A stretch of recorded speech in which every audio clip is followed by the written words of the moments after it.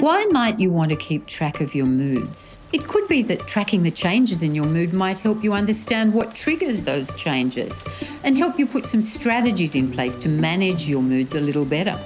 Many of us know that we begin to feel low if we burn the candle at both ends for a while, or if we can't be as physically active as we normally would be. But not everybody has made those connections. Earlier in my career, I worked as a GP in a practice where I saw lots of young people.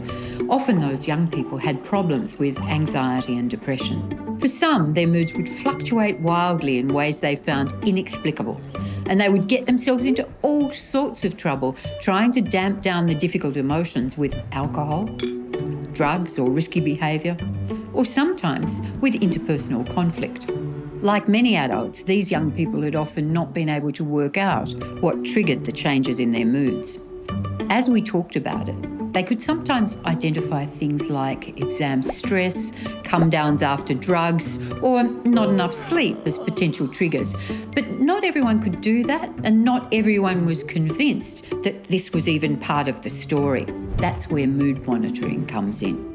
Mood monitoring means exactly what you might think: keeping a record of your moods over time.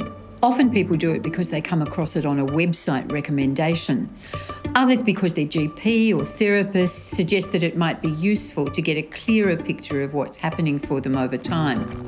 It's actually quite instructive to have a go at it yourself for a while.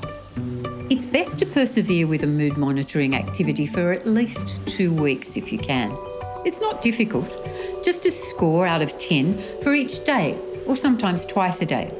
You can chart it on a special paper chart, like the one on the Black Dog Institute website, on simple graph paper, or even on a smartphone app like Mood Prism.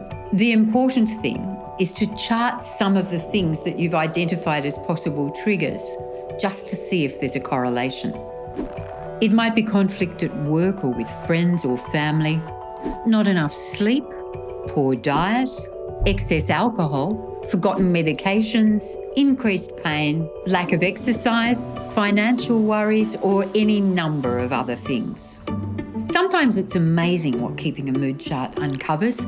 Often those revelations can be key to taking control of your emotions.